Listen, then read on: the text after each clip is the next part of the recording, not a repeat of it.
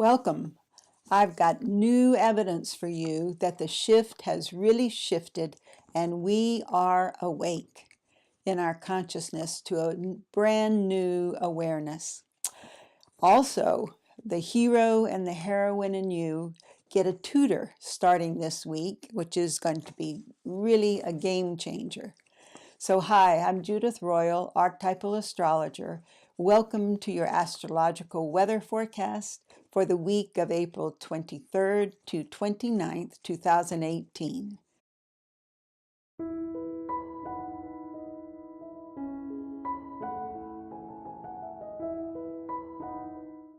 Want to know what's really going on? We all do, right? And I have a secret, which is what I'm trying to share with you every week, which is that the archetypes, that is the themes and myths that have been stored in our collective consciousness for eons, and remember, we wrote them, they shift and change as their planetary namesakes move in orbits. So when we follow the story being told by the particular shift of a planet, we get to see the much bigger picture, sort of the backstory to reality in the myth that is unfolded when that planet makes an aspect. So extrapolating from that, we can see that in our collective consciousness, we are reenacting on the world stage ancient themes, like the one that's playing out in our personal lives as well, of course, right now. And that is that we have already got a major shift since December of 2017 of Saturn into the heights of the Capricorn integrity and fairness on that big objective mountaintop. And he'll be there for 2.5 years. That is bringing a big shift in your career and we'll see it in the outer world, in the business and financial markets. So joining, Saturn went in there, joining Pluto, who's been in there since 2008. But together, what you have is the structure of Sirius Saturn meeting up with the deep transformational power of Pluto, that together, that's like 3,000-4,000 warriors in one, right? In two.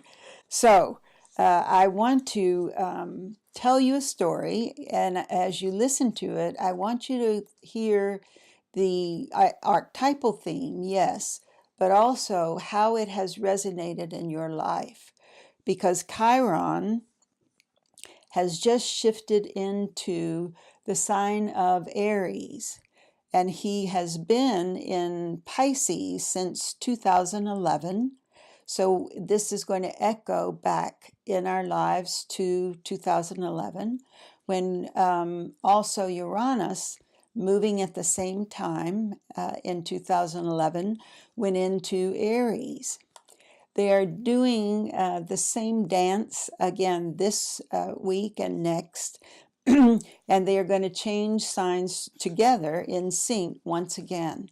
This time, Chiron will be moving into Aries, and Uranus will be moving into earthy Taurus. Now, Chiron in Aries stirs the boldness of the warrior in us, of the hero in us. However, we have to know that this is the sign of the wound, the deep wound that we all carry, because Chiron is the wounded healer in mythology. He was the tutor for Achilles, and you know the story of Achilles, that when he was given his power, his strength, that was done by sticking him down into the river Styx, and the water giving him the strength. But however, he was held by his ankles in order to do that. And hence we have the myth of the Achilles heel, the one unprotected place. So the story is so perfect, even though it's an old movie. It's the story of the Karate Kid, because Mr. Miyagi is the perfect example of the way in which the Chiron archetype shows up in our movies, in our day-to-day life. He comes on stage in the movie with a deep wound because his wife and his son both died in childbirth while they were in one of those internment camps during the war. So he doesn't really tell us that. You just sense the depth of his grief by seeing a little picture of her laying around his home. But then he takes on Daniel as his student. So Daniel is the archetype of Achilles, right? And interestingly, in some of that movie, it is he is wounded by his opponent grabbing him at the heel, at the foot. Think about how that story of the wounded healer and as a tutor for you in your life is echoing right now in events in your personal life back from 2011. Let's personalize what's happening this week to you and your own sun sign and moon sign as I walk you through this week. You want to listen to the similar elements, whether it's air, earth, fire, or water. So this week we have Leo, Virgo, Libra, and Scorpio are highlighted. We start Monday off with the Leo fiery moon, and that's going to give us some very creative time. However, the moon is making an aspect that's going to, well, encourage us to have overblown emotions, right? Maybe even exaggerating for effect, because Leo does love drama. So it's a perfect day to remember that your thoughts create your feelings, not the other way around. And so those of you who have your sun or your moon in a fire sign, which is Aries, Leo, and Sagittarius, that is a fabulous day for you, and lots of energy for getting things done, as well as for your intuition and your creativity. So then Tuesday, we still have the Leo fire for the morning.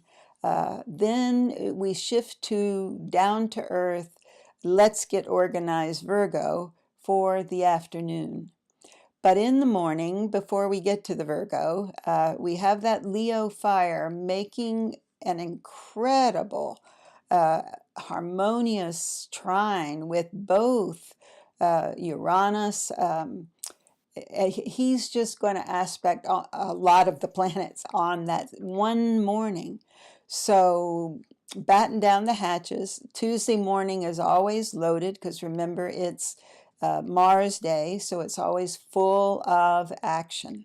And by the way, I hope last week you remembered to take your foot off the gas pedal more than once and slow down. So we might have that same energy working for you this coming Tuesday, the 24th.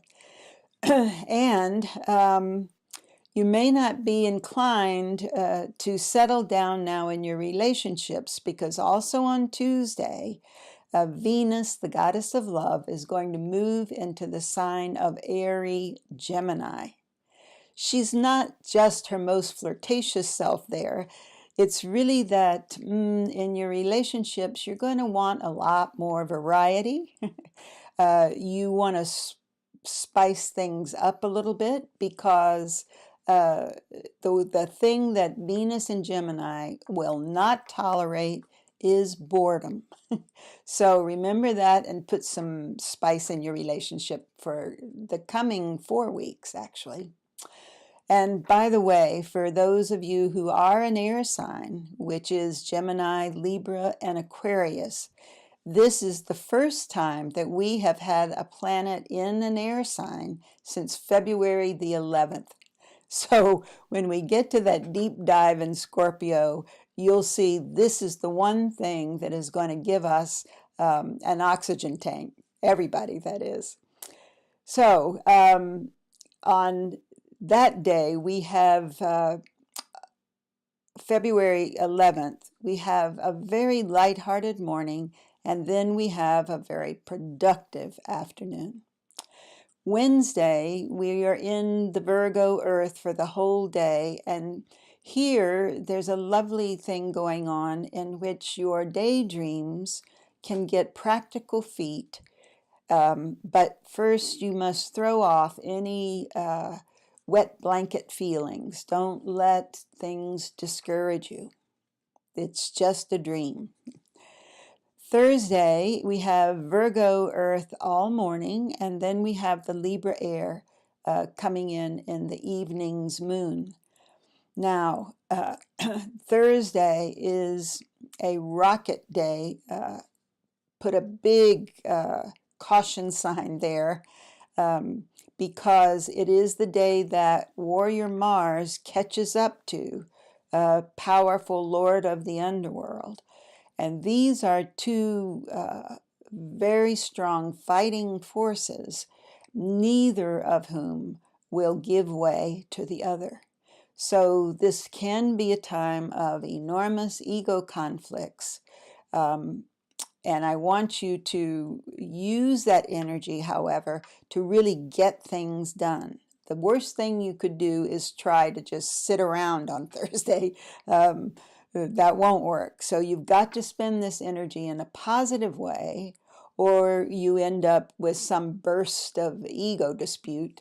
But what really wants to happen now, and we have this for a couple weeks, is your ambitions are stoked. So go for it. It's get her done, as my friend says. Then Friday, we have the moon in Libra air, and we throw off all of the negativity, the wet blankets, and we have sort of a verbal challenge, like throwing down the gauntlet to really hash out some differences, perhaps, with your relationships, with your partner, with your friends. So Saturday, I'm still going to say more caution because the moon in Libra is going, that's Libra air, remember. We have all that earth, so earth smothers air, right? And so we have a internal stress between our need to get fresh air, have a fresh breath, really breathe deeply and relax. That is in a tense square with that demanding Capricorn energy to not just get things done, but to organize and restructure your life, but maybe in a little bit too much of a hurry. So then Sunday, all that is leading us up to the moon going into Scorpio for the full moon on Sunday. And this moon is going to make a dramatic entrance just at 11 minutes past midnight. The moon moves into Scorpio. So that's rather dramatic right there, right? And then the full moon will be at 5:58 p.m. Pacific Daylight Time, but it is in a beautiful trine with all that earth. So if you are a water sign, and that would be Cancer, Scorpio, and Pisces, wow. Just think of it this way. In the astrological month, when the sun is in Taurus, the full moon is always in Scorpio. So this happens every year about this time. And what is it really calling us to? It is calling us to a deeper dive, a deeper look at what we value. Where do we really place the value or the importance on things in our life, because that really needs to come up for review. And that will really help us and help you as we move towards that still big event, which is Uranus moving into Taurus. And that will be completed May 15th. Right now, Uranus barely has a toe in Aries, but we are still getting sort of the tail end of his journey there. Next time, I want you to stay tuned, because we have sort of a lunar leap week. There's no particular moon phase that falls in next week's calendar. That's just because the lunar calendar is different from the Gregorian calendar, and we have to catch up. However, April 30th, Monday, April 30th, we have a beautiful call to joy, call to fun, as if Pan was blowing his flute, bringing us all in. Now, that can definitely get overdone for Cinco de Mayo, so I want you, no excess on that tequila, or you're going to end up in a brawl of some sort. And then we have Mars will go into Aquarius, sort of having a little few days with Venus also in an air sign, both of them in an air sign. So they catch up with each other, and whatever has been somewhat suffocating the joy in you, the place where your happiness, your laughter needs a little bit more vibration and a little bit more verve, we're going to get that. And we will, for air signs then, start getting wind beneath our wings, long overdue. So if you've liked this or you found it helpful, please subscribe or share it with your friends. And let me ask you to push that like button, not because I have low self-esteem, but because rather that I like to share, and I know you do too. So thank you for listening. This is going to be a wonderful week ahead. We are just getting revved up. So listen to that tutor, that fabulous alchemist who's changing the recipe for how healing happens. See you next time. Bye.